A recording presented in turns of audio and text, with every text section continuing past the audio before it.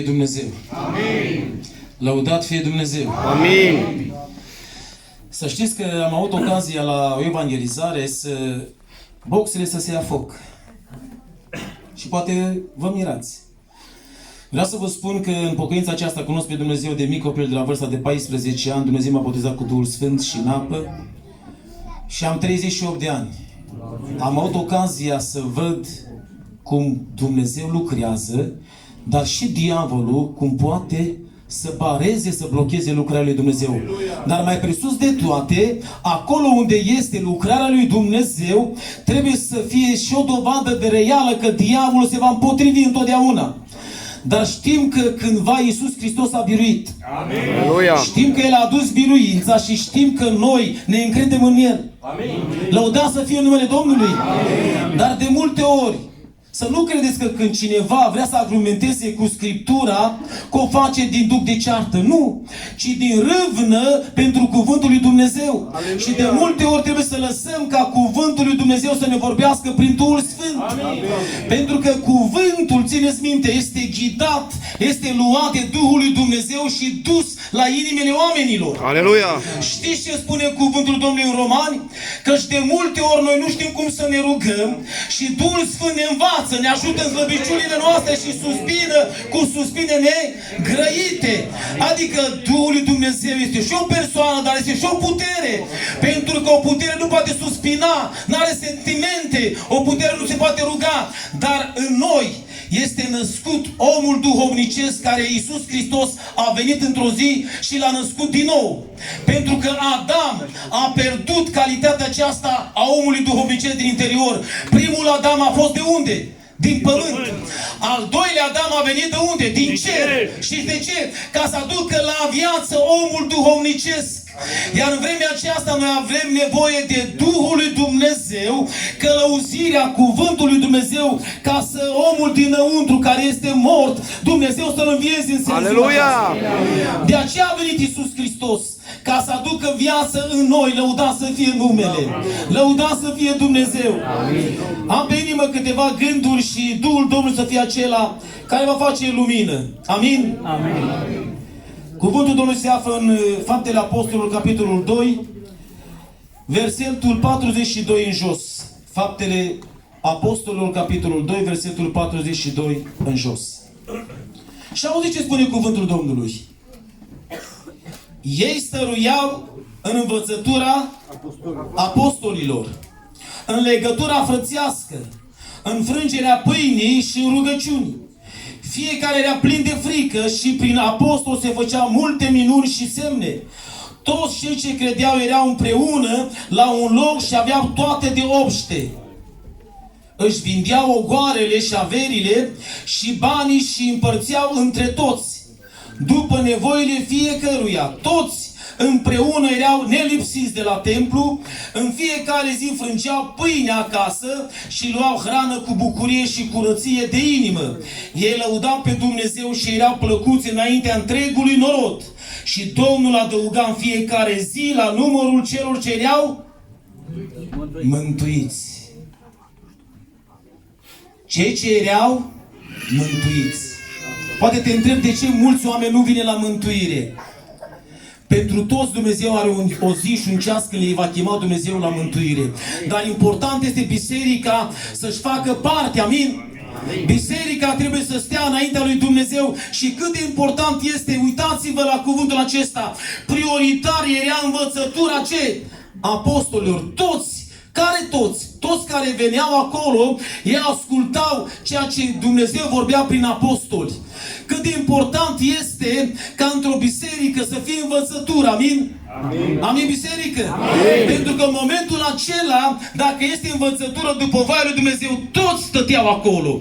Toți care vin aici, poate sunt unii pe bancă, pe scaun, care cercetează cuvântul Domnului. Și ține minte, aici când treci, este un filtru care, mulți care stau acolo, ei verifică dacă tu vorbești conform cuvântului lui Dumnezeu. Amin. Și noi vrem în ziua aceasta cuvântul Domnului să rămână în picioare. Amin? Amin. Pentru că cuvântul oamenilor nu are putere. Doar cuvântul lui Dumnezeu are putere. Și auziți ce spune? Toți stăruia învățătura apostolilor în legătura ce? Frățească și înfrângerea pâinii și în rugăciune. Auziți cum vin toate așa cum vrea Dumnezeu. Atunci când este rânduială în casa lui Dumnezeu, atunci când stai călăuzit de Duhul lui Dumnezeu, întotdeauna este pace și bucurie. Întotdeauna rugăciunea are efect, amin? Întotdeauna Duhul Sfânt este acela care va ridica pe oameni din starea lor. Pentru că este important în vremea aceasta să înțelegem că acum 2000 și ceva de ani Iisus Hristos a venit ca un mel. Aleluia. Și de ce? Ca să ridice păcatul omenirii. Iar în acel păcat erai tu, eram și eu. Și blestemul acela care a căzut peste el ne-a dat nouă ce pace. Este nevoie să avem pace, lăudat să fie în numele Domnului. Pentru că pacea aceasta vine de la Dumnezeu prin Duhul Sfânt. Știți că în momentul când a intrat Iisus Hristos după înviere, unde erau apostolii închiși, că le-a zis un cuvânt, pace vouă. Și frica a dispărut, că ei se temeau. În momentul când este pacea lui Dumnezeu peste noi, frica dispare și rămâne Duhul lui Dumnezeu, lăudat să fie în numele Domnului. Și vrem în ziua aceasta Duhul Domnului să fie acela care va rămâne peste toată biserica. Duhul Domnului să fie acela care va da putere bisericii să meargă înainte. Pentru că lucrarea de aici este lucrarea lui Dumnezeu. Dar țineți minte, dacă nu veți ține la ea, diavolul va căuta să o strice. Diavolul întotdeauna va căuta să strice lucrarea lui Dumnezeu. Pentru că întotdeauna când trebuia să vină un proroc, un om al lui Dumnezeu, ca să scapă pe poporul din robie, diavolul a cunoscut lucrul acesta și a dat poruncă ca toți copiii de parte bărbătească să moară. Și de ce?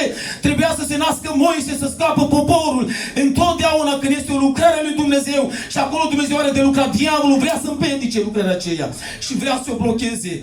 Dar lăudat să fie Dumnezeu. Și de ce? Prin El avem biruință. Prin El avem putere. Prin El putem propăși, lăudat să fie numele.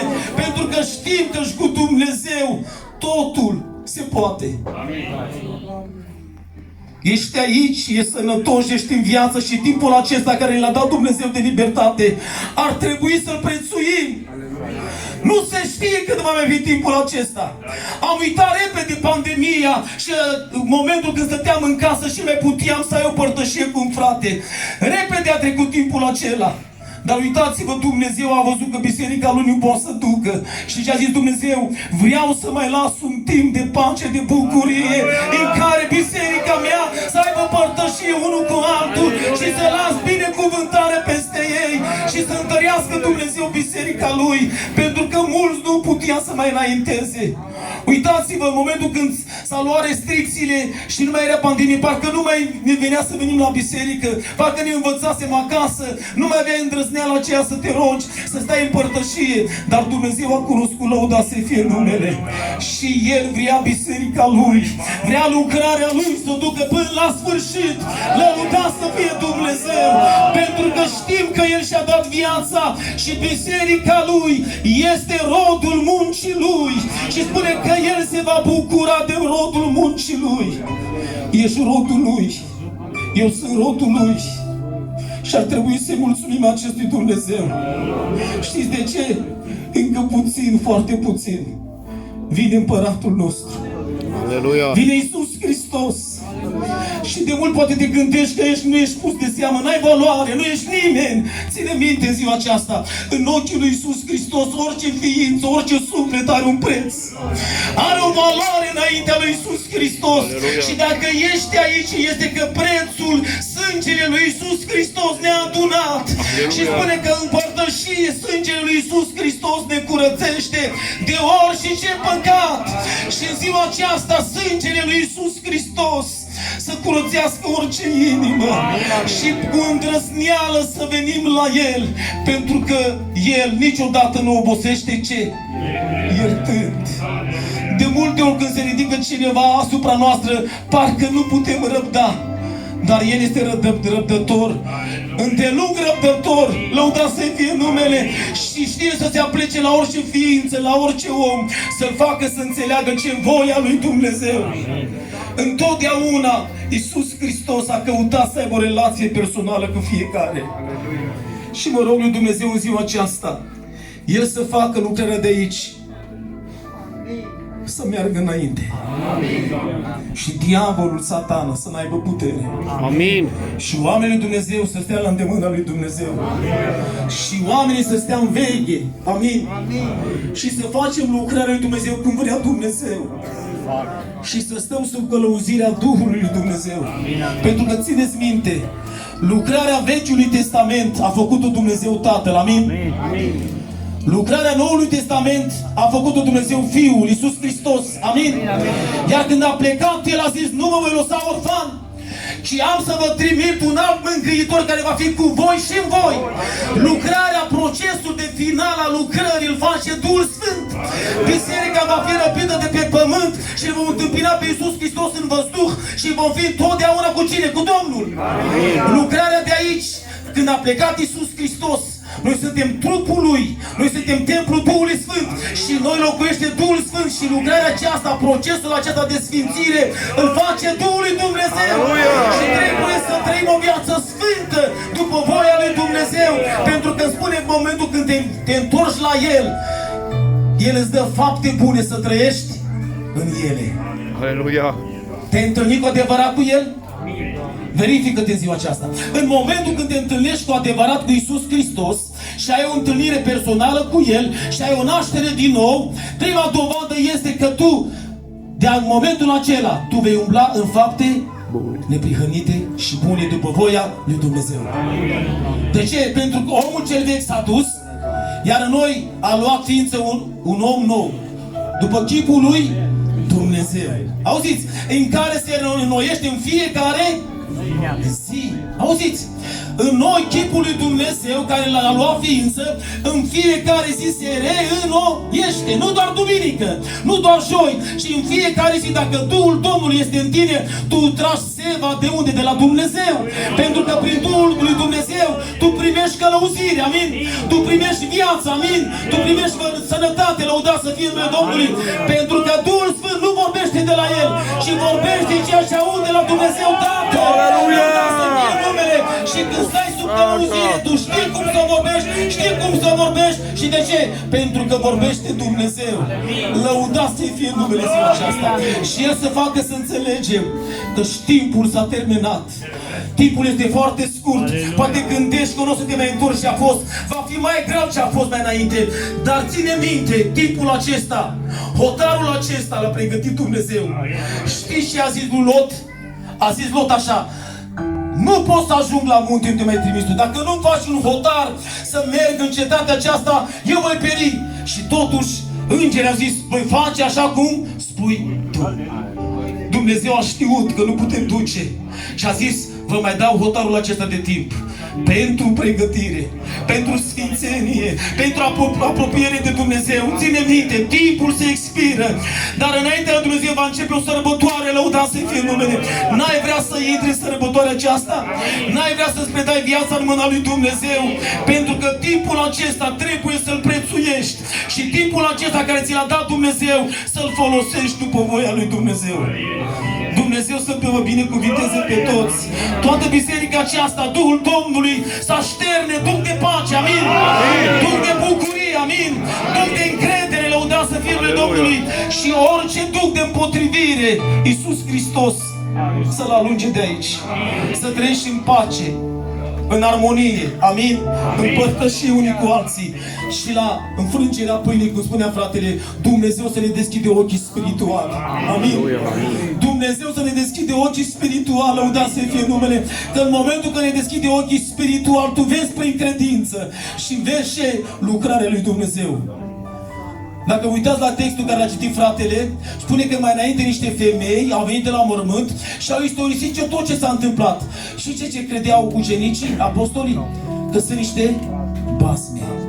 Nu știu, poate ești în locul acesta și ceea ce vezi cu ochii tăi carnali, pământești, poate crezi că aici e ceva așa, o basmă, un lucru care nu-i după voia Domnului, dar ține minte, era real, Iisus Hristos înviase, lăudat să fie numele. Dacă tu crezi și gândești firește că aici se întâmplă ceva lucruri firești, ține minte, aici este Duhul lui Dumnezeu, aici este puterea lui Dumnezeu și nimeni nu poate să crească o biserică decât Duhul lui Dumnezeu și spune că prin ajutorul Duhului Sfânt făcea să crească ce? Biserica! Și cei ce erau mântuiți erau la un loc. Lăudați să fie numele Domnului. Dumnezeu să vă întărească, să vă dea putere și lucrarea de aici să meargă până când va veni Iisus Hristos. Amin. Domnul să te binecuvânteze, fratele Cinuc.